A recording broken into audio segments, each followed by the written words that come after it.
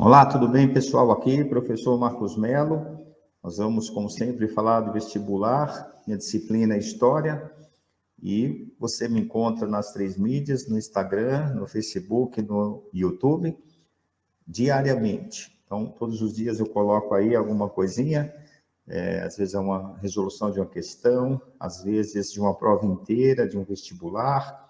E vamos também falando de alguns problemas, né, entre aspas, quer dizer, dificuldades dos alunos, dúvidas que os alunos trazem, também da minha experiência aí da minha carreira aí, né, de professor. Então, a gente está aqui, como eu disse, diariamente. Então, se você estiver fazendo vestibular, eu sugiro que você se inscreva no canal. Não se esqueça também de acionar o sininho, porque aí ele vai te avisar quando eu estiver, por exemplo, ao vivo, né, como agora, e assim por diante. Legal? Nós vamos dar seguimento aqui a um bate-papo que a gente tem feito, né, desde segunda-feira. Então, já falamos aqui, eu fui trazendo, né, como eu falei para vocês, dúvidas que os alunos trazem, às vezes, impressões que o aluno tem sobre a disciplina, que acabam dificultando o aprendizado dele, não é? Enfim, então, é isso, né? Hoje eu fiz aqui uma seleção, vai ter algumas imagens. Então, olha, hoje eu trouxe aqui, né, para um primeiro bate-papo, como eu já me antecipei, você ficar atento a formas não convencionais de questionamento. Então, o que quer dizer isso? Muitas vezes o vestibular faz aquelas questões mais tradicionais, não é? Sobre eleição, sobre uma guerra e uma situação assim. Mas muitas vezes também são colocadas obras, não é? Pode ser colocado, por exemplo, uma imagem, não é? Essa imagem pode ser um quadro, pode ser uma charge, pode ser uma foto, e aí você tem que ser capaz de interpretar o que você está visualizando. Então, geralmente, são, né, uma leitura atenta ali, uma visualização, né, no caso, atenta, resolve o problema. Mas, às vezes, nós não estamos acostumados a isso. Por isso que eu resolvi trazer essa temática para hoje. A ideia é trazer aqui para que você não seja surpreendido na hora do vestibular. Às vezes também uma letra, né, de uma canção é colocada, e por isso que eu falo, né, que as nossas conversas aqui, óbvio que tem um foco na história, mas muitas vezes a gente também está treinando para interpretação de texto.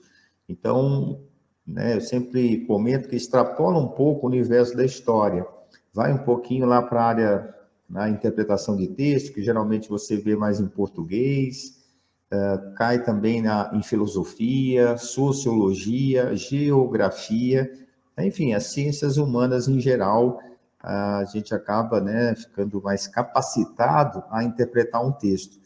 Então, a gente não fica preso só à história, tá bom? Olha, gente, hoje eu vou, como eu disse, mostrar aqui para vocês uma imagem, aí o pessoal do Instagram eu vou tentar descrever para você entender.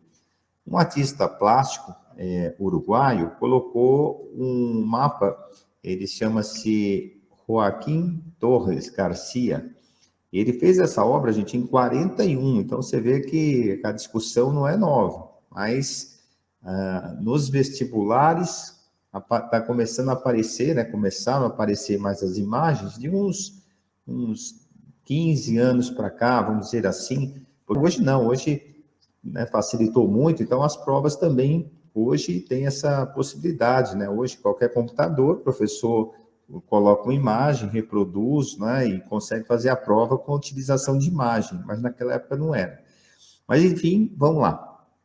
O que esse artista fez, pessoal? Ele colocou o mapa, né, como a gente está habituado a visualizar, parece um pouco um triângulo, né, o mapa da América do Sul. Ele tem a parte mais larga em cima, né, e vem afinando, não é isso? Então, ele colocou esse mapa de cabeça para baixo. Colocou, né, e aí essa ponta, né, do triângulo ficou sul, né, que seria hoje o sul da Argentina, por exemplo, né? E aí está lá marcado, né, na imagem. E E aí ele fez o seguinte, o que o Enem, né? Foi no Enem, inclusive, que caiu. Eu vou ler para vocês, vocês vão entender. Diz assim, ó, o desenho do artista uruguaio, Joaquim Torres, trabalha com a representação diferente da usual da América Latina. Em artigo publicado em 41, em que apresenta a imagem e trata do assunto, né? E aí fala assim, Joaquim afirma, abre aspas, quem e com que interesse dita o norte e o sul, defendo a chamada Escola do Sul, que na realidade nosso norte é o sul. Aí fecha, né? E aí continua o seguinte, não deve haver norte, senão em oposição ao sul. Por isso, colocamos o mapa ao revés, desde já. E então teremos a justa ideia da nossa posição, e não como querem no resto do mundo. A ponta da América assinala insistentemente o sul, e aí, vírgula, né, nosso norte. E aí vem as questões. Então, pessoal, isso já caiu uma vez também na Unicamp, muitos anos atrás. Só que, no caso da Unicamp, eles não colocaram só a América do Sul, eles colocaram o mapa mundi, como se fosse de cabeça para baixo, tá? Então, por exemplo, como eu disse, mesmo que você não tenha imagem aqui, né, mas todo mundo conhece o mapa mundi. Então, você tem os Estados Unidos, né? Se eu colocasse aqui na minha mesa, por exemplo, e você imagina aí na sua, os Estados Unidos vão estar no nosso lado esquerdo, lá em cima, né? A Europa, do nosso lado direito, lá em cima, que é o norte. E embaixo vai estar a África, vai estar a América Latina. E se você depois tiver curiosidade, dá uma olhadinha onde está o paralelo zero, né? Que é o paralelo de Greenwich. Greenwich, diga-se de passagem, é uma vila inglesa. Então, passa literalmente na Inglaterra. Então, vocês perceberam? A Inglaterra é o centro, o leste, tem o oeste, Oriente, Ocidente, mas o referencial, isso que é importante você lembrar, é a Inglaterra. Por quê? Porque quando os mapas mundi, né, começaram a ganhar essa forma que a gente conhece hoje, a Inglaterra era a grande potência. Você sabe, a Revolução Industrial aconteceu lá. Então, a Inglaterra era o centro de tudo. Ela tomou como referência, ela é o centro, é o paralelo zero. Quer dizer, a Unicamp colocou também o mapa mundi como se fosse de cabeça para baixo, tá? E houve né, e fez o questionamento. Porque, na verdade, pessoal, não existe o lado de cima e o lado de baixo, é uma convenção, não é? Porque a Terra é redonda, então não tem, né, o planisfério, nós colocamos como se fosse, né, uma mesa, mas o mundo não é assim, o mundo é redondo. Então você pode colocá-lo de qualquer posição, né? Qualquer posição seria, né, uma referência. E outra coisa, desde que se prove o contrário, o universo é infinito, não tem lado de baixo e lado de cima, não é? Então, essa bola, né, que a Terra está solta ali no universo. Então, não tem lado de cima, lado de baixo, não tem o lado, né, leste, oeste. É uma convenção que nós fizemos para nos orientar. Então, o artista fez o que com esse questionamento, né?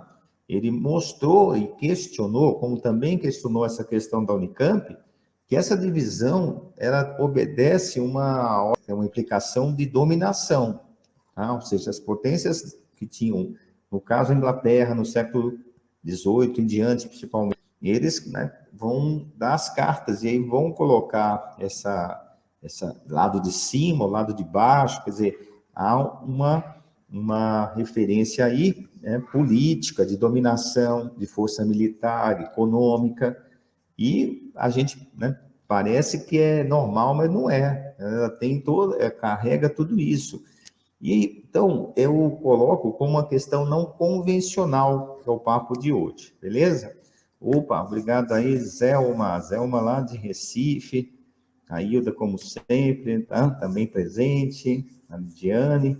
Então, vamos lá, continuando o nosso papo, pessoal. Então, já que, como eu disse, hoje a nossa ideia, gente, não é resolver a questão. Eu tenho várias aulas sobre isso, se você me procurar lá no meu canal, eu vou, como eu disse, resolver. Eu fiz a FUVEST, eu fiz a Unicamp, eu fiz a Unesp, e às vezes de outros estados também, né? Lá o Recife, lá da Zelma, também já fizemos, né? Questão da Universidade Federal de Pernambuco. A gente traz, se a questão é boa, a gente traz para cá. Mas, como eu disse, hoje não é muito resolver exercício, é discutir, como eu disse, questões que o aluno não está muito habituado a encontrar e ele já se prevenir ou, né, se armando dessa, né, dessa capacidade de interpretar outras imagens, e não textos apenas. Mas, por desencargo de consciência, nós estamos aqui e vamos resolver, até porque as alternativas são bem simplesinhas, então acho que não vai atrapalhar a nossa dinâmica. Diz assim, ó, privilegiou a visão dos colonizadores da América? Não, né? Ao contrário. Se ele tivesse privilegiando a visão dos colonizadores, ele continuaria com a América do Sul embaixo, né? Não, como eu disse, ele questionou que o norte poderia ser o sul, né? Em outras palavras. A B falava que ele questionou a noção de eurocentrismo. Olha, gente, essa parece ser interessante. O que é o eurocentrismo? Como eu sempre falo para vocês, interpreta o que você está lendo. Ó. Euro é referência à Europa. Centrismo, centro. Então, ele está criticando a visão eurocêntrica do mundo? Sim. O exemplo que eu acabei de falar. O centro do mundo era, né, nesse planisfério que a gente conhece, a Inglaterra. E é uma nação europeia. Então, ele está questionando essa noção eurocêntrica, parece coerente. Vamos ver se não tem uma outra melhor? A B fala que ele resgatou a imagem da América como centro do mundo. Não, ele não falou que é centro do mundo, né? Ele falou, olha, norte e sul a questão dele, não é centro de nada. D defendeu a doutrina Monroe, expressa no lema América para os americanos. Olha, tinha um presidente dos Estados Unidos, né, que é justamente o James Monroe, por isso a doutrina Monroe, realmente ele falou isso, que os europeus não deveriam se meter nos assuntos da América, e aí ele, né, disse essa frase, América para os americanos. Mas não é isso que está discutindo aí, né? O Hakim, aí, como vocês viram no começo, não está discutindo essa questão. E outra, né, gente, ele ia pegar como referência os Estados Unidos? Não, né? Ele ia pegar alguma, já que ele está falando da América do Sul, ele não ia pegar como referência a América do Norte, né? Que também é imperialista. Então, propôs que o Sul fosse chamado de Norte e vice-versa? Não, também não é isso. Ele só está dizendo que, né, quer dizer, não fala isso textualmente, mas eu estava comentando com vocês, se a Terra é redonda, se o universo é infinito, não tem lado de baixo, lado de cima, ele está questionando isso, mas ele não está querendo inverter, também não. E o vestibular, gente, isso você tem que se preparar, o vestibular vai sempre mais ou menos nessa linha. Ele vai te questionar mais ou menos o seguinte, por quase todos os assuntos. Por exemplo, Revolução Francesa. Olha, foi um avanço, até que ponto avançou?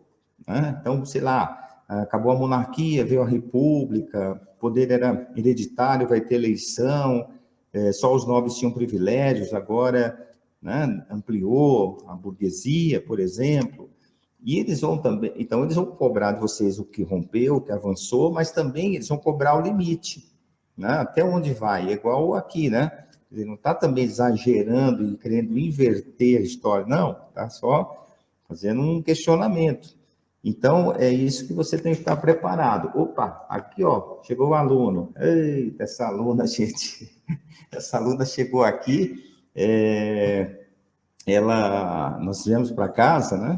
E ela apareceu, ela chegou aqui na casa e não quis mais sair. A dona descobriu, veio aqui e colocou no carro, ela entrou por uma porta, como o pessoal fala na brincadeira, entrou por uma porta e saiu pela outra. E voltou e é uma novo animal aqui na casa. Bom, mas aí, pessoal, como eu estava dizendo, e está bem preparada, viu? Porque toda live está aqui. Então, cuidado com ela aí no vestibular, é uma concorrente forte. Mas, pessoal, então eu estava falando, né, desses limites. Então, você ficar sempre esperto, né, onde avança e onde também, né, exagera-se. Então, resumindo a ópera, pessoal, qual é a alternativa? A B de bola, né? Ele vai questionar a noção eurocêntrica do mundo, beleza? Por isso que eu falo, às vezes a gente não está preparado para esse tipo de questionamento, né? Bom, como eu estava dizendo, pessoal, vamos tentar avançar um pouquinho mais com outros exemplos, porque a gente aproveita sempre, né, as questões para falar um pouquinho sobre o tema. Como eu sempre brinco aqui, não vamos fazer Ctrl+V, Ctrl+C e colocar de novo na prova. Então, é importante que a gente amplie a discussão. Tem uma charge que, como eu disse, o pessoal do YouTube está visualizando, né, do Facebook, você do Instagram não, mas eu vou traduzir para vocês. Tem uma urna, né, uma moça assim do lado de uma urna, e aí tem um senhor, né, de chapéu, bem vestido, tal, de terno, trazendo um eleitor. O eleitor tem o corpo humano, mas na cabeça é um burro, né, como se fosse a cabeça de um burro. E esse senhor está trazendo, está escrito eleitor, né, para quem está visualizando na charge ver melhor, né, entender melhor o que se trata, está escrito eleitor. E lá em cima está falando eleições, né, próximas eleições. Então, quando que aconteceu isso? Né? Então, veja, é uma charge, não foi um texto, olha, na época da República Velha, entre tal e tal data. Não, eles colocaram uma charge e caiu numa prova. Né?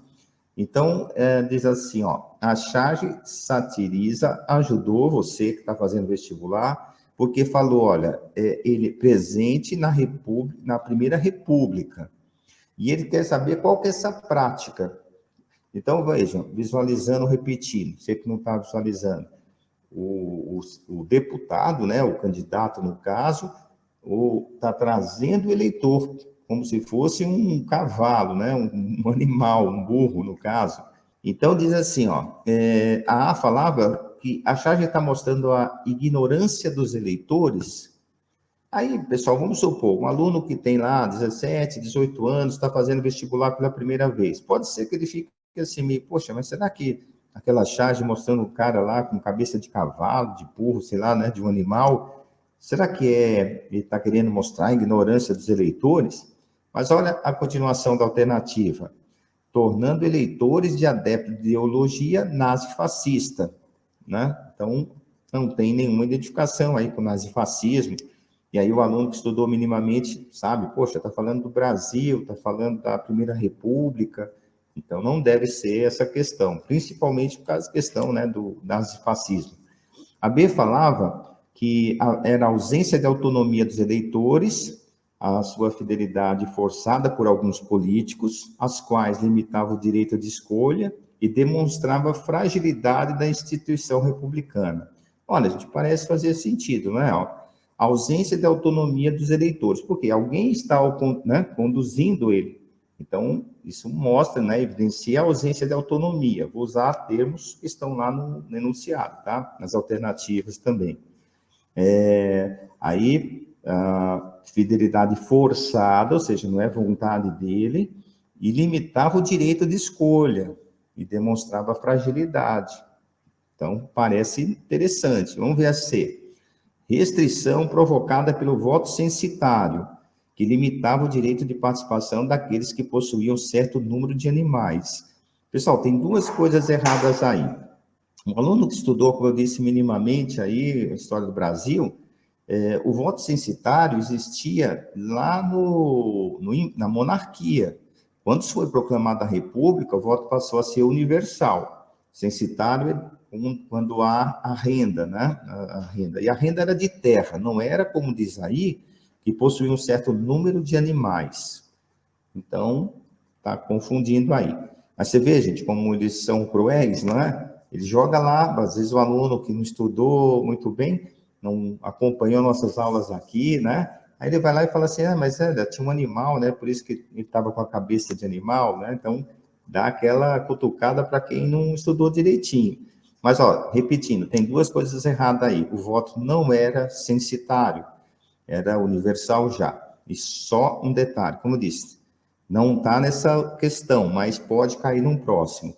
O voto era universal na República Velha, hein, gente? Na República Velha. Mas as mulheres não votavam. Então, só homens alfabetizados. Vamos pensar, gente. Em um universo de uma sociedade, você exclui as mulheres, você vai excluir mais da metade, tá? Mas vamos pensar em metade. Você já excluiu Repetindo, 50%. Aí você exclui os alfabetizados. Na República Velha, você excluiu mais uma pancada, né? Para não esticar, gente, muita conversa, 12% da população votava nessa época, tá? Porque só homens alfabetizados, o índice de analfabetismo era muito grande, enfim.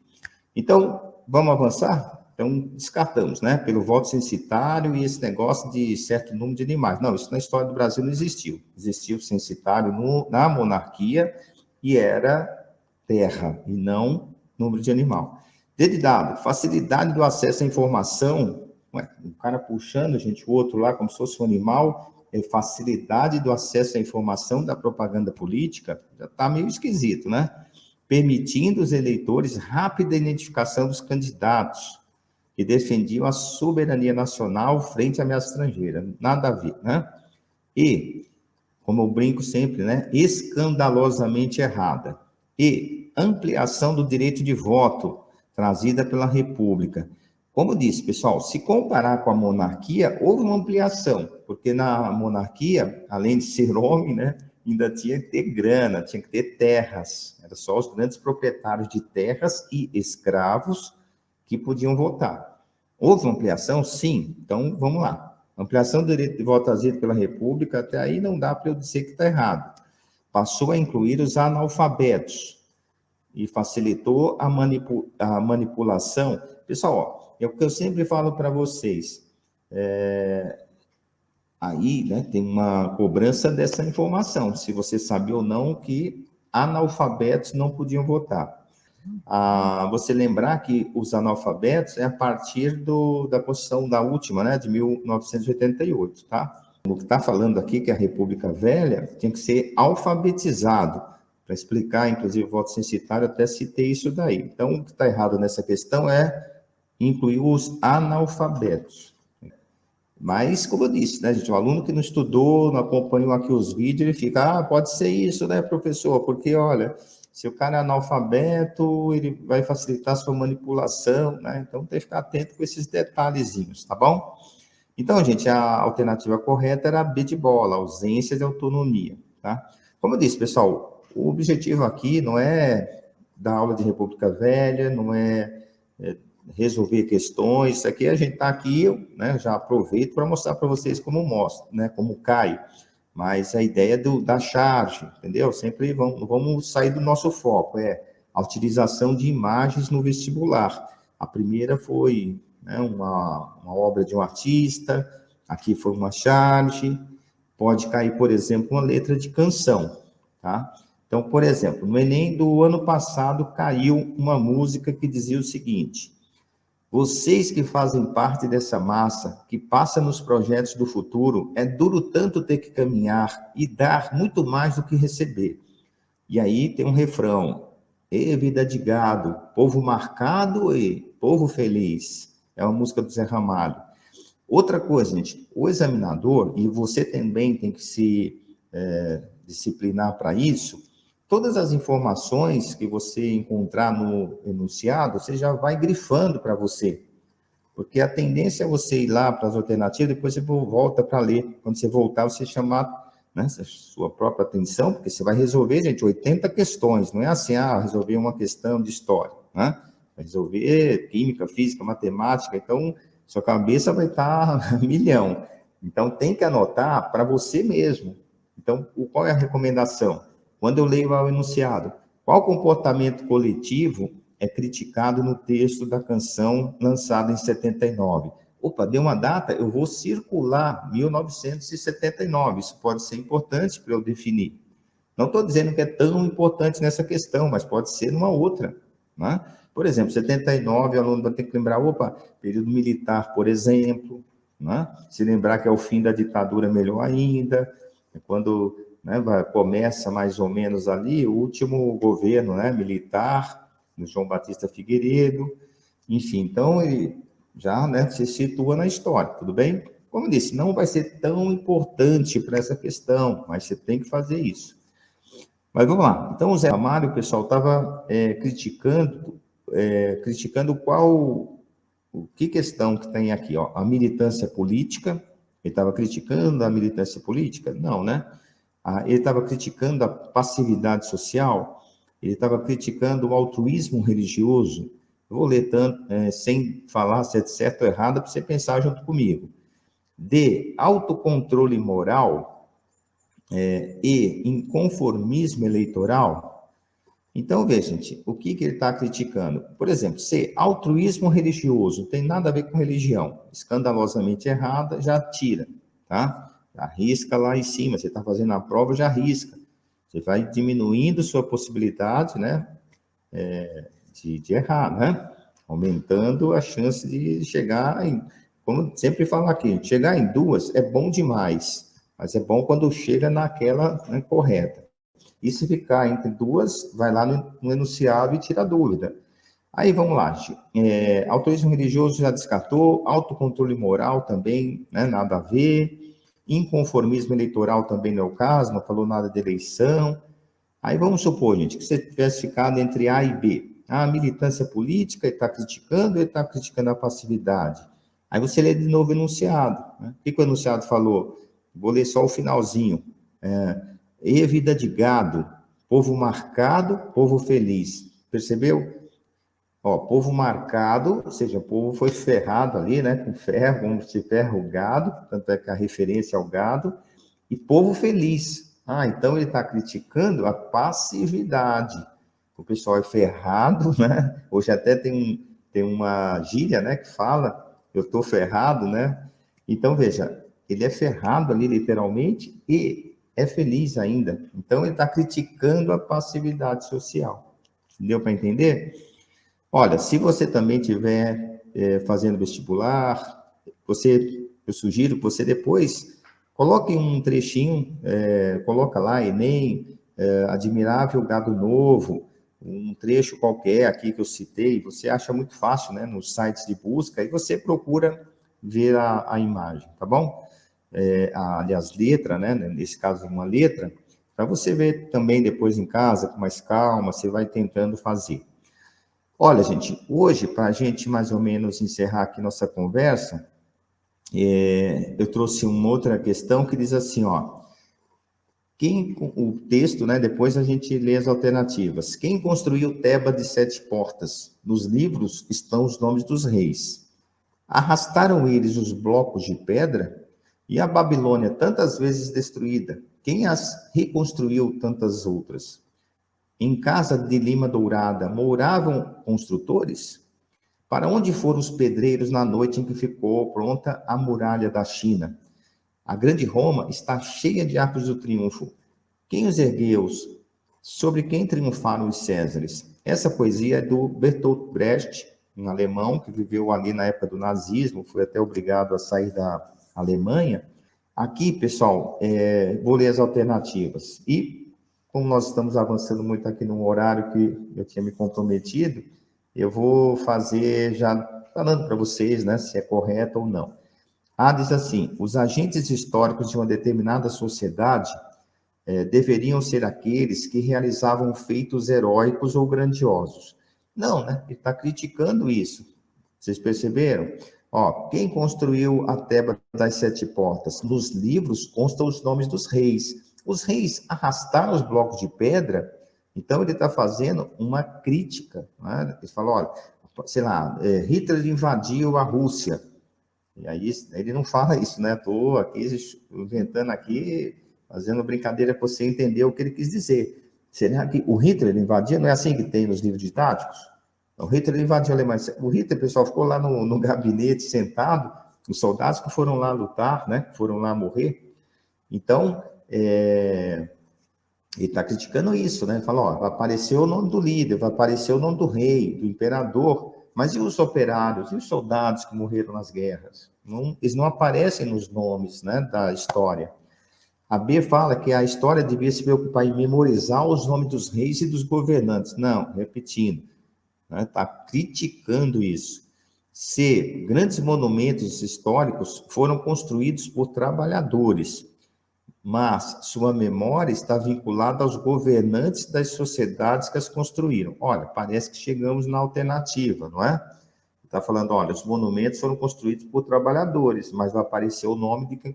Por exemplo, né, Juscelino Kubitschek construiu Brasília, nunca pegou nenhuma pá, né, gente, de pedreiro na mão, nunca pegou um tijolo, mas você abre o livro didático, olha, Juscelino construiu, é isso que ele está criticando, né? Não estou dizendo que está errado, está certo, é o que o examinador colocou lá para a gente discutir, não é? Os trabalhadores consideram que a história é uma ciência de difícil compreensão, pois trata a sociedade antiga e distante no tempo. Não, não foi isso que o poeta, né, o poema falou. As civilizações citadas, embora muito importantes, foram alvos, né, permanecem sem alvo de pesquisa. Pessoal, Roma, ele citou Roma, Babilônia foi estudado, então, está furado. Então, a alternativa correta é essa, né? Os monumentos foram construídos por trabalhadores, mas a memória é vinculada aos governantes. Exemplo do JK, que eu dei, do Hitler e assim por diante. Legal? Eu chamo a atenção do tema de hoje. Imagens, charges, poemas, música. Então, você tem que ficar esperto com tudo isso, tá? Você não ser surpreendido na prova. Você ter essa capacidade de interpretação. Às vezes você não conhece a música, pessoal, não tem problema. É análise do que está lá, está escrito, vai estar te ajudando. Não tenha receio, mesmo que você não conheça a canção.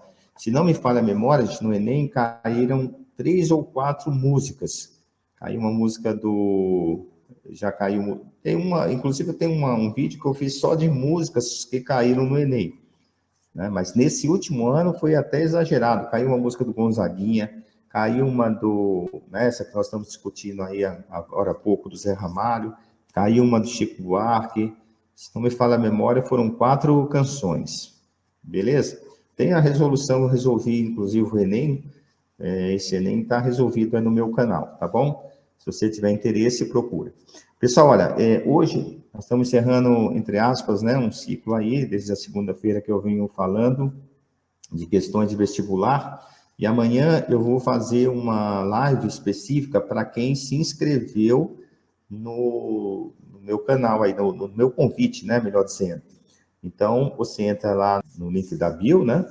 Você se inscreve para assistir essa aula. Aí ela não vai ser aberta, tá? Vai ser fechada só para quem está interessado. E se você estiver fazendo vestibular, eu te convido aí para amanhã, mais ou menos nesse horário, a gente bater mais um papo aí sobre vestibulares, trazendo dúvidas e eu vou tentar passar para vocês um método e dou algumas recomendações e umas dicas, sugestões para estudar. Tá? Me siga aí nos meus canais, como disse, estou diariamente no Instagram, Facebook, YouTube, trazendo aí temas de vestibular para que você se prepare bem e tenha um êxito.